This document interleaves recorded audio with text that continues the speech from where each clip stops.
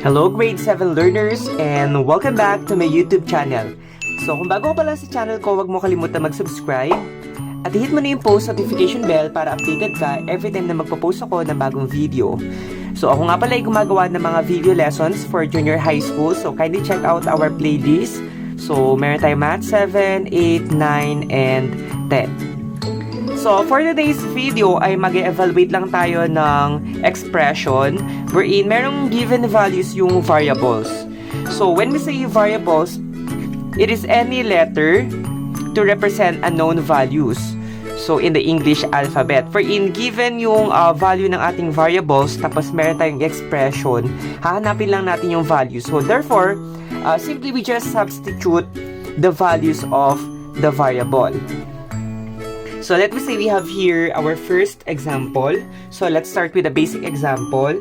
Our given expression is 3x plus 5. And then x is negative 3. Our given expression is a binomial. It is consisting of two terms. We have here 3x and 5. And then we need to find the value of this expression wherein the given the value of the variable which is x na negative 3. So we just substitute it. So 3 times negative 3 plus 5. And then equals 3 times negative 3. So positive times negative is negative. So we have here negative 9 plus 5. So unlike sign, so we need to subtract, and then the sign is negative. Since ang sign ng ating highest absolute value is negative, so 9 minus 5 is 4. So therefore, when x is negative 3, the value of this given expression is negative 4. So let's have the second example. 5xy plus x minus 4. So we have here two given variables, so which is x and y. So find the value of the expression wherein x equals negative 2 and y is positive 4. Again, to find the value, we just substitute the value. So we have here 5.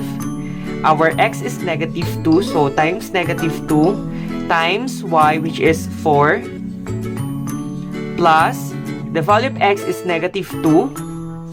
And then we have here minus 4. Then 5 times negative 2 is negative 10 times 4 is negative 40. Again, 5 times negative 2 is negative 10 times 4 is negative 40. Positive times negative is negative 2 minus 4.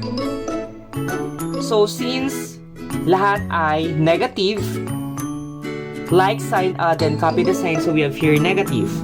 So 40 plus 2 or negative 40 minus 2, we have here negative 42.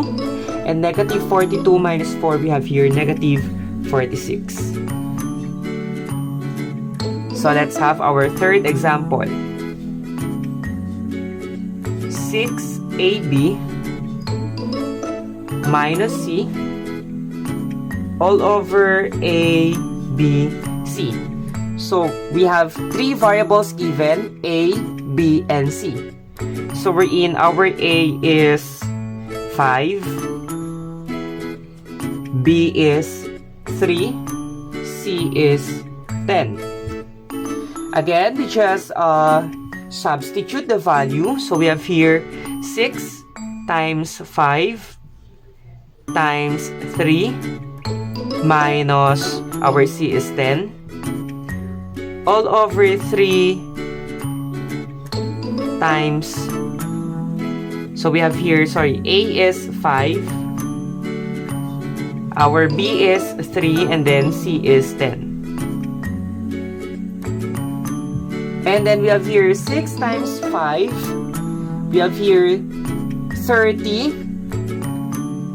30 times 3, we have here 90. Minus 10, we have here 80. Again, 6 times 5 is 30, times 3 is 90, minus 10 is 80. And then we have here 5 times 3, is 15 times 10. We have here 150. So, we need to get the lowest term. So, pwede na natin i-cancel yung 0. So, it will become 8 over 15. So, our answer is 8 over 15. For our fourth example, we have here 3 times the quantity x, y plus 6. So we're in our x equals negative 6 and y equals to positive 1. Again, we just substitute the values of x and y with our given expression to find the value. So we have here 3 times the quantity negative 6 times 1 plus 6 equals 3 times, so negative 6 times 1 is negative 6 plus 6 is 0. Right? Again, negative 6 times 1 is negative 6 plus 6 is 0. So the answer is 0. So for our last example, we have 2x plus 5 over 3x minus y. So x is negative 2, y equals to negative 6. So baka yung ibang student natin ay magtatanong, Sir, saan po nanggaling yung values ng x and y? So that is given. So nag-iiba-iba yung values depende sa given natin kung ano yung i-evaluate nyo. Of course, magkakaroon tayo ng iba't ibang values sa given expression. So ito lang ay ilan sa mga posibleng given na pwedeng ibigay. Okay? So going back, so we just substitute 2. Our x is negative 2 plus 5 all over 3 times negative 2 minus negative 6. So don't forget the sign minus negative 6. 2 times negative 2, we have here negative 4 plus 5 all over 3 times negative 2. We have here negative 6 plus 6. Again, 3 times negative 2 is negative 6. Then negative times negative is positive. So we have here 1 over 6 minus 6 is 0. So di ba remember that division by 0 is not allowed. So meaning to say that the given expression is what we call undefined. Yan.